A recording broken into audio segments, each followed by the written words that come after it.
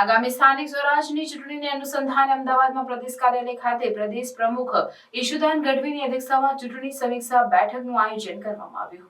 બેઠકમાં સ્થાનિક સ્વરાજ ચૂંટણી પ્રભારી ગોપાલ ઇટાલિયા, પ્રદેશ મહામંત્રી મનોજ સોરઠિયા સહિત દાહોદ ઝોનના હોદ્દેદારો, સંગઠન મંત્રી નરેશ બારૈયા, જિલ્લા પ્રમુખ રાકેશ બારૈયા, ઝાલોદના પ્રભારી અલ્પેશભાઈ, માઇનોરિટી સેલના જિલ્લા પ્રમુખ ઇકબાલભાઈ, ઝાલોદ શહેર પ્રમુખ કનુભાઈ બારૈયા અને ઝાલોદ શહેર મહામંત્રી ચિંતનભાઈ દરજી ઉપસ્થિત રહ્યા હતા।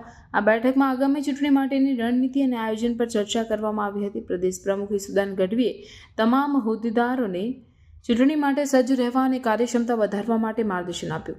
સ્થાનિક સ્વરાજની ચૂંટણીમાં સફળતા મેળવવા માટે વિવિધ મુદ્દાઓ પર ચર્ચા કરવામાં આવી હતી અને દરેક હોદ્દેદારને પોતાની જવાબદારીઓ નિભાવવા માટે પ્રોત્સાહિત કરવામાં આવ્યા। આ બેઠકમાં ઉપસ્થિત તમામ હોદ્દેદારોની ચૂંટણી માટેની તૈયારીઓ અને રણનીતિ અંગે માર્ગદર્શન આપવામાં આવ્યું અને આગામી દિવસોમાં વધુ મજબૂત આયોજન માટેની યોજના બનાવવામાં આવી। આ પંજાબની જ્યારે ચૂંટણી ગઈ 2022